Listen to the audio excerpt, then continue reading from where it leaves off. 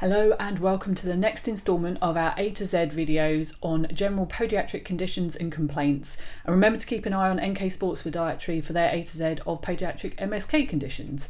And today is the turn of X. Yes, we're getting a little desperate here, but today it's X-ray. Now, why is X-ray important in podiatry? Well, each foot has 26 bones and 33 joints. There is a lot that can go wrong with the bones in the foot. And as good as podiatrists are, generally we don't have X-ray vision, so it is always helpful to have an X-ray if we suspect a bony problem.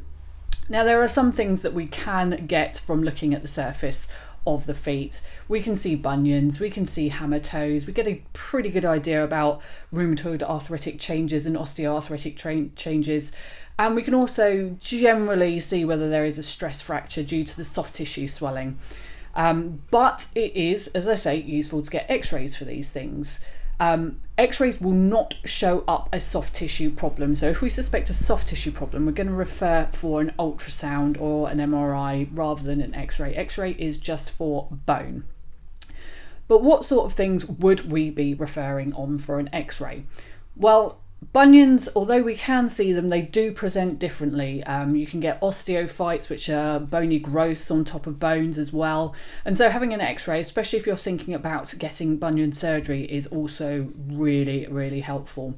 And to actually confirm arthritic changes and confirm what joints they are in, an X-ray is really useful. It will show any bony deterioration or destruction there as well. And to confirm a stress fracture, we do need an X-ray. As I say, we can generally get a good idea, but it is always helpful to have an X-ray. The problem with X-rays is the feet are very complicated. A lot of bones are stacked on top of each other, and you do need several different views of the foot to be able to confirm a lot of bony foot problems. But what else are we looking for when we refer for X-rays? Well, things like osteoporosis, thinning of the bones. Bone cancers potentially will show up on an X-ray. Bone infection, osteomyelitis, so especially with our diabetic high-risk patients, if they've got an ulcer and we're suspecting that there is a bone infection, we will get an X-ray for that as well. Gout.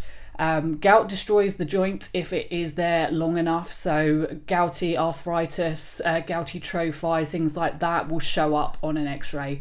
Heel spurs. If people are suffering from plantar heel pain, it is often useful if all other treatments have failed to get an X-ray.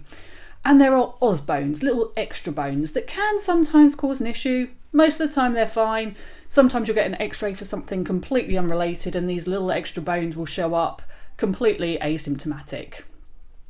They can also show growth issues, problems associated with growing pains, such as Sever's disease, that classic one, and Haglund's deformity, that bump at the back of the heel.